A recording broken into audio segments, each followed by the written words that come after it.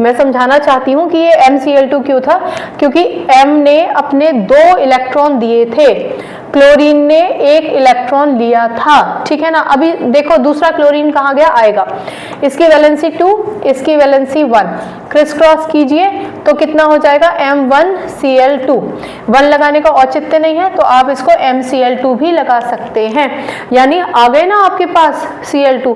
यहाँ एक दोबारा से पॉज लीजिए, मैंने आपको बताया था आप 2Cl नेगेटिव लिख सकते हैं, 2 क्लोरीन थे ना, लेकिन क्लोरीन पे कितना चार्ज है, क्लोरीन पे तो एक ही नेगेटिव चार्ज है ना, इसलिए आप इन सब चक्रों में 2Cl था ये कुछ करने की जरूरत नहीं है, जो मैं बता रही हूं बस वो करिए। वैलेंसी लिखिए, जो देने वाला था उसकी, जो लेने वाला था उसकी, क्रिस क्रॉस कीजिए। जब आप क्रिस क्रॉस करेंगे तो यहाँ पॉजिटिव या नेगेटिव साइन लगाने की कोई जरूरत नहीं है, क्रिस क्रॉस करेंगे तो M के पाले में 1 आएगा M1 और Cl के पाले में 2 आएगा Cl2 हो जाएगा। 1 लगाने का कोई औचित्य नहीं है, MCl2। इसका मतलब ही ये हुआ कि एक मेटल था और 2 क्लोरीन थे। आई बात समझ में?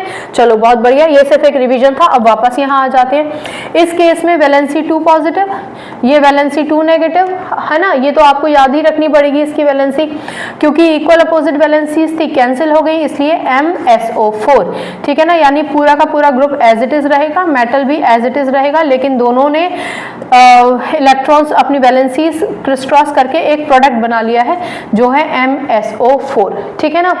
वेल चलिए, जब कभी भी कोई प्रोडक्ट बनता है तो इलेक्ट्रॉन के लेन देन से ही बनता है, याद रखिएगा। तो वो मेटल जिसने क्लोरीन के साथ MCl2 बनाया, वही जब सल्फेट के साथ जुड़ेगा तो MsO4 बनाएगा। यहाँ पर सबसे ज्यादा इंपॉर्टेंट है कि आप पहले सिंबल लिखें, सिंबल का मतलब है M लिखें और यहाँ पर लिखें SO4, क्योंकि आपसे SO4 के बारे में ही पूछा है। फिर आप वैलेंसी लिखें, वैलेंसी में आप चाहें तो +2 और -2 लगा सकते हैं। उसके बाद आप M2 पॉजिटिव और SO4 2 नेगेटिव लिखें, क्रिस क्रॉस कर दीजिए और MsO4 बना दीजिए। ये आपको डेफिनेटली लिखकर आना चाहिए अगर आपको इस क्वेश्चन में पूरे नंबर चाहिए तो, ठीक है ना। एटम्स मॉलिक्यूल्स का ये एक सैंपल क्वेश्चन था, बहुत ही प्यारा क्वेश्चन है।